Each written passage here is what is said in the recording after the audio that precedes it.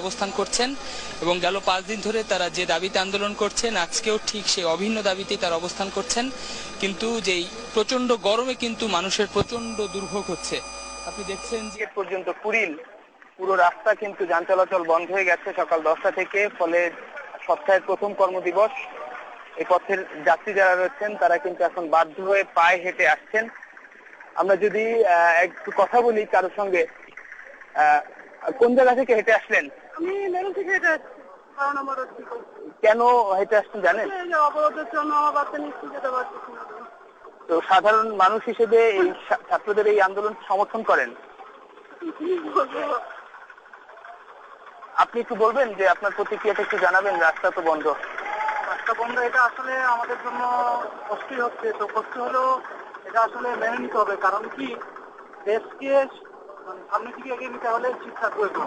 আর এই শিক্ষাকে যদি পণ্যের মতো ভেট ধরা হয় তাহলে আসলে এটা তো একটা প্রশ্নের সম্মুখীন। এখানে একটা প্রশ্নবোধক চিহ্ন থেকেই যায় যে আসলে সরকার এই ব্যাপারেও যদি এরকম করে। ধন্যবাদ আপনাকে, ধন্যবাদ। আমরা আরো কয়েকজনের প্রতিক্রিয়া যদি শুনি। আপা একটু দাঁড়াবেন। আপনি কোন জায়গা থেকে হেঁটে আসলেন? কেন হেঁটে আসলেন? রাস্তা বন্ধ, রাস্তা তো বন্ধ করে করতেছে, আন্দোলন করতেছে, এর জন্য রাস্তা তো বন্ধ করে রাখছে। ছেলে পেলে কেন আন্দোলন করতেছে জানেন? শিক্ষার্থীরা ব্যাটের জন্য। পক্ষে না বিপক্ষে? পক্ষে, অবশ্যই ওদের যুক্তি আছে। কষ্ট হচ্ছে যে আপনাদের?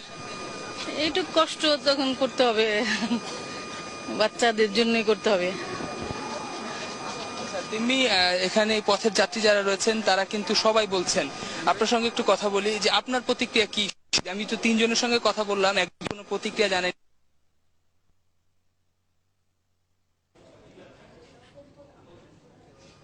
সরকারের উচিত অতি বিলম্বে একটা সমাধান করা, আর কি সমাধানে আসে আর কি। তো সরকারি যারা মন্ত্রী মিনিস্টার আছে এদের আয় ব্যয় কমায়া এদেরকে সুযোগ করে দেওয়া উচিত ছাত্রদের। আপনাকে ধন্যবাদ। তেমনি আমরা কিন্তু এখন ছাত্রদের